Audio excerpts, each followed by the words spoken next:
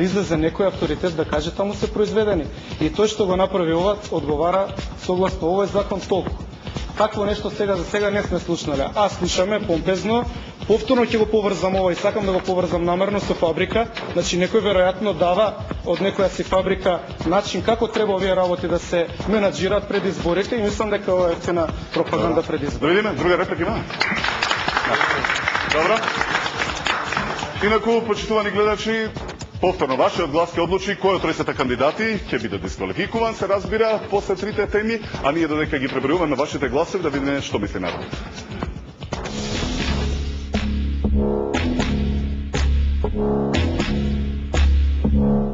Што мислите за фалсификуваните брендови, фалсификуваните марки? Тоа видите сега, тоа е нормална работа, Турција живее од тоа. Така. Турција, Египет живее од тоа.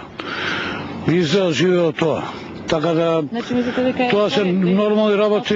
Да речеме Nike, Adidas, Nike, да, меѓутоа тоа се многу ефтини. Јас син ми носи например патик кој вреда 300 евро, го купува за 20 евра. Мислам дека би било поволно да се уништат. Веќе ако одиме со марки, ако одиме со квалитети, со етикети, нека биде тоа најекстра што може да биде. Првата работа што мислам дека треба да се случи е кривично да одговара оној кој внесол таква роба и што ја пласира таа роба. Значи казни за собствениците.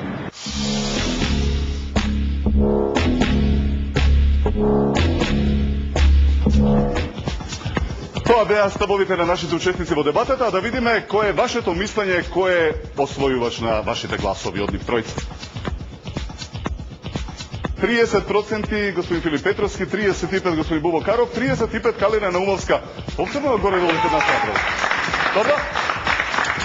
Значи, веднаш одиме и за најавената следна тема.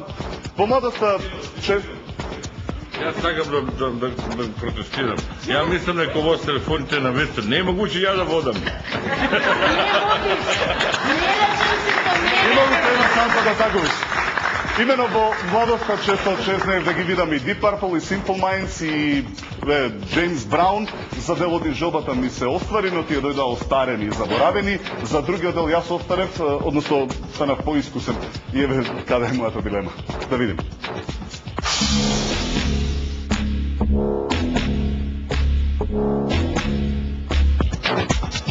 Джеймс Браун, Рей Чарлс, Deep Purple, Simple Minds, како и куп други бендови од бившите ју простори кои не посетија пред да се распаднат. Еуфорија, најави за спектакл, идеализирање.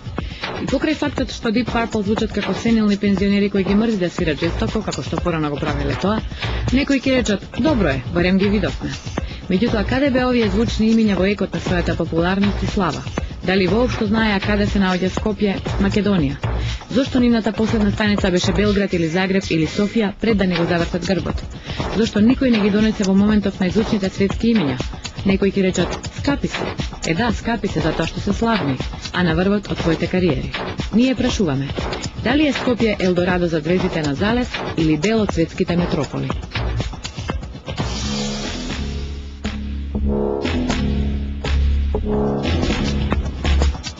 Точно така. Калина, каде беа тогаш, додека беа славни и дали треба да дојдат? Прво да разграничиме што е Елдорадо и што значи Елдорадо за звездите во залез. Дали тука се обогатуваат кратко? Тоа не ми е јасно. Точно така. Пошто Елдорадо е заработка, така? Инаку јас сум за не за сите овие.